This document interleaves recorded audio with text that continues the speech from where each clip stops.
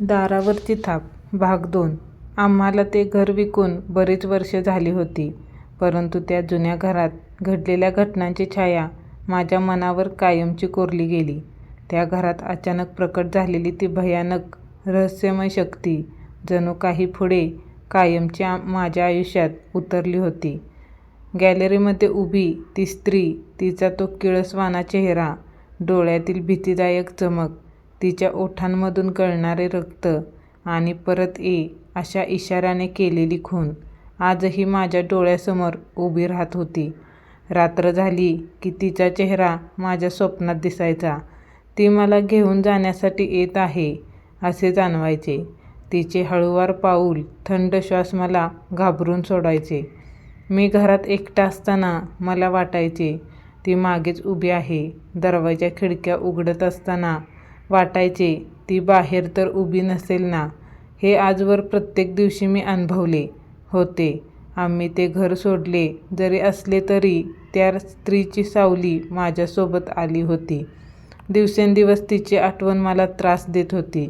मी खूप प्रयत्न करत होतो विसरण्याचा, नवीन आठवणी निर्माण करण्याचा, पण त्या रात्रीची सावली माझ्या मनावर कायमची कोरली गेली होती. त्यातच अचानक ती गोष्ट घडली. एक दिवस मी कामावरून घरी आलो. संध्याकाळचे 7 वाजले होते. दरवाजा उघडा पाहून अनु आज लवकर आली असल्याचे कळले. अनु अनु करत मी घरात शिरलो.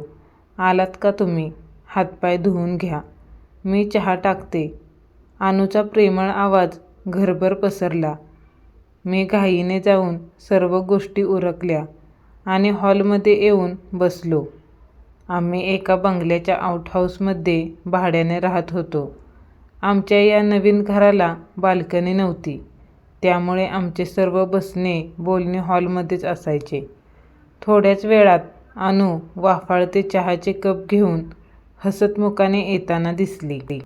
रोहनलाही चहा ठेवला आहेस ना? अजून कसा आला नाही? एव्हाना यायला हवा होता.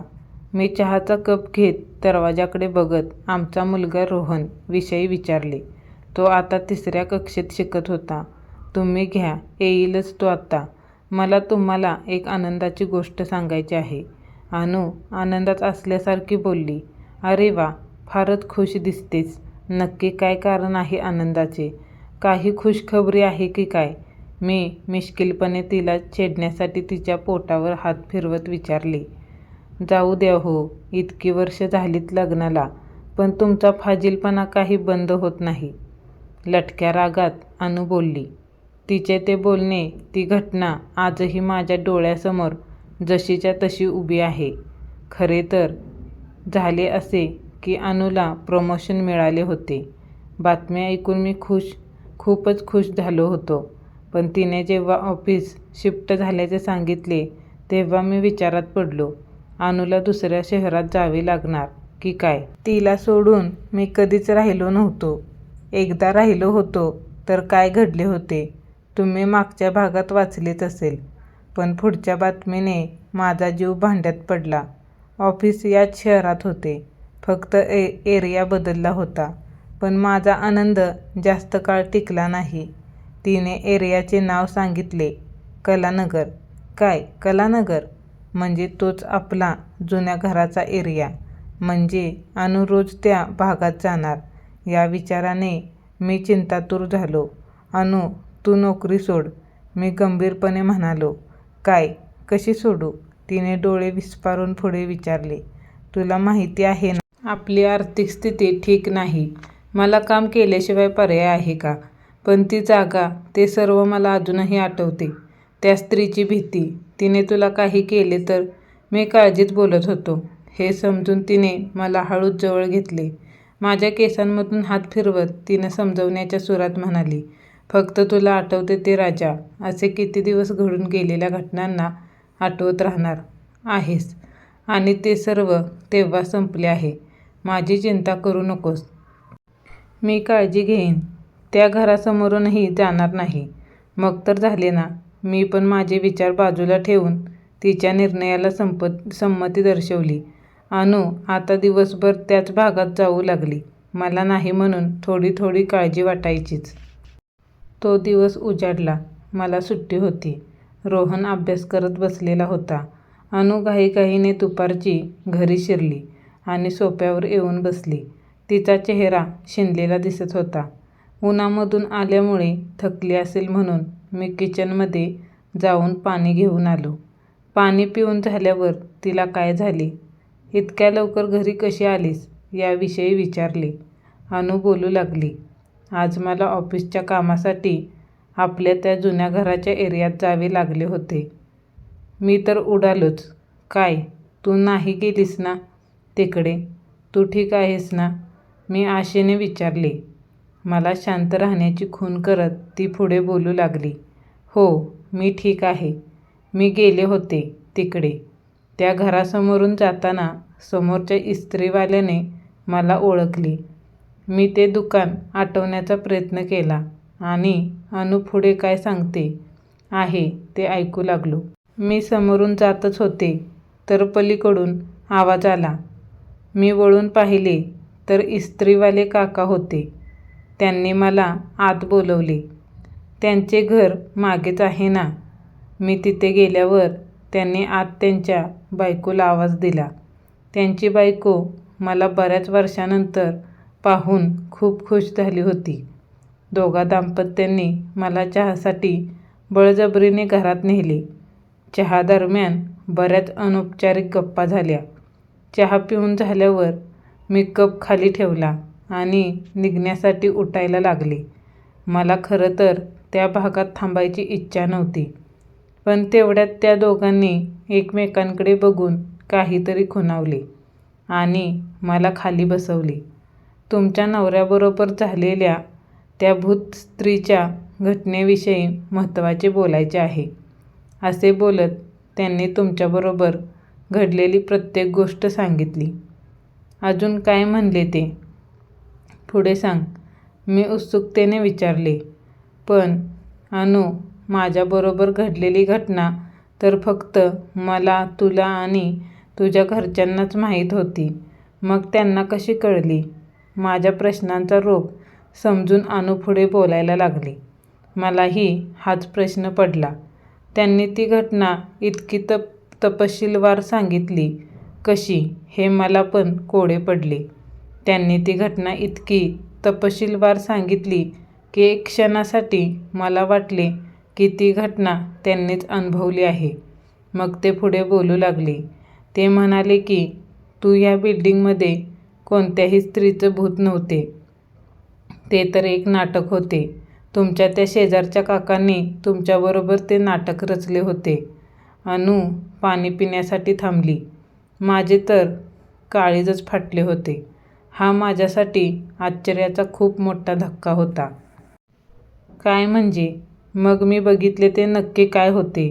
मी शंका उपस्थित करत विचारले. अहो, नाटक होते. फक्त एक नाटक होते ते. आपल्याला त्या फ्लॅटमधून बाहेर काढण्यासाठी बनाव होता तो. ते पुढे म्हणाले की तुमच्या समोरचे शेजारी होते ना, त्यांच्या भावाला त्या फ्लॅटची खूप गरज होती. त्यांच्या भावाला तो फ्लॅट मिळावा म्हणूनच त्यांनी हे भुताचं नाटक केले. इस्त्रीवाले काका म्हणाले की त्या शेजाऱ्यांच्या बहिणीचेच तो भयानक सीन तयार केला होता. मेकअप, फेक रक्त सगळे. आणि त्यांनीच तिला स्ट्रीट लाईट खाली उभे केले. तुझे लक्ष वेधले जावे म्हणून स्ट्रीट लाईट चालू बंद केली. त्या क्षणी तुला ते सर्व खरे वाटले. असे अगदी नेमके रचले होते. हे ऐकून मी एकदम स्तब्ध झालो. माझे मन सुन्न झाले होते. मला काय बोलावे तेच सुचत नव्हते. ती स्त्री जी मी इतके दिवस खरी समजत होतो ते सर्व खोटे होते. एक छान नियोजित योजना होती. माझ्या मनात तेवढंच सुरू होते. म्हणजे मी जे बघितलं, जे अनुभवले ते सर्व फक्त एक नाटक होते. मी अजूनही धक्क्यात होतो. हो, अनु हळुवार स्वरात म्हणाली. काका म्हणाले की त्यांनी त्या शेजाऱ्यांना हे नाटक करायला मदत केली होती कारण त्यांना त्यावेळेस पैसे मिळणार होते आणि आपल्याला घाबरवून घर सोडायला भाग पाडायचे असे त्यांचे ठरले होते. अनुला थांबवत मी शंका उपस्थित केली. अगं, पण तो रात्री मोडलेला दरवाजा तिसऱ्या दिवशी परत व्यवस्थित कसा होता? अहो, तुम्ही दुसऱ्या दिवशी घाबरून घर सोडून माझ्याकडे आले तेव्हा ते तुमच्या पाळतीवर होते. तुम्ही निघाल्या एका सुताराकडून त्यांनी तो व्यवस्थित करून घेतला. सर्व घर व्यवस्थित करून ठेवले. आपल्याकडे नंतर ती प्रॉपर्टी विकायची आहे का म्हणून विचारायला आलेला एजंट दुसरा कोणी नसून त्यांचा भाऊच होता. तो फ्लॅट त्यानेच आपल्याला ग्राहक नाही लागत म्हणून कमी किमतीत बळकावला. आता आले का लक्षात तुमच्या? किती नीच लोकांशी आपला संबंध आला होता तो. ती बोलायची थांबली तेव्हा रागाने लाल झाली होती. मी पण रागाने थरथर कापत होतो. माझे राहते घर मला विकावे लागले. त्या भयावह प्रसंगाने आजपर्यंत भोगलेली दयनीय स्थिती त्याला कारणीभूत. ती पाताळ यंत्री माणसे, त्यांना धडा शिकवायचाच हा निर्धार मी मनात निश्चित केला आणि अनुला बोलवून दाखवले. अनु देखील त्या गोष्टीस तयार झाली. आम्ही सर्वात अगोदर त्या इस्त्रीवाल्या काकांच्या घरी गेलो. त्या संध्याकाळनंतर आज प्रथमच मी माझ्या घराच्या बाल्कनीला बघत होतो. माझे मन तिथे थोडेसे रेंगाळले. माझ्या मनातले तिचे रूप आता पूर्णपणे पालटले होते. ती आज पण मला बोलवत होती, पण आजचे ते तिचे बोलवणे वेगळे होते, सुखदायक होते. आमचा तिथेच सुरू झालेला संसार तिला तिच्या सानिध्यात फुलताना बघायचा होता. आम्ही काकांच्या घरी गेलो. त्यांना बघितल्यावर मला त्यांचा चेहरा आठवला, ओळख जाणवली. त्यांनी सर्वात अगोदर त्यांनी केलेल्या अपराधाची क्षमा मागितली आणि अतिशय आदरातिथ्यपूर्वक आमचे स्वागत केले. बराच वेळ आम्ही त्या विषयावर गप्पा मारल्यात. अगदी हसत हसत त्यानंतर त्यांना आम्ही पोलिसांकडे जाणार आहोत हे सांगितले व त्यांनी आम्हाला साथ द्यावी अशी विनंती केली. त्यांनी केलेल्या चुकीचे परिमार्जन करण्यासाठी ते लगेच तयार झाले. त्यांनी शेवटपर्यंत साथ देण्याचे वचन दिले. त्यांचा निरोप घेऊन आम्ही समोरच्या गॅलरीकडे बघत तिथल्या पुढील आयुष्याचे स्वप्न रंगवत बाहेर पडलो. आम्ही पोलीस स्टेशनला चाललो होतो पुढील लढाई लढण्यासाठी. अनुने चालताना हळूच माझा हातात हात घेतला. तिच्या त्या स्पर्शाने अन्यायाविरुद्ध लढण्याची ताकद मला दिली. आता आम्ही कोणत्याही परिस्थितीमध्ये आमच्या घरासाठी लढाई लढण्यासाठी सज्ज झालो होतो आणि आम्ही ती जिंकणारच. कथा आवडली तर लाईक, शेअर, सबस्क्राईब करा.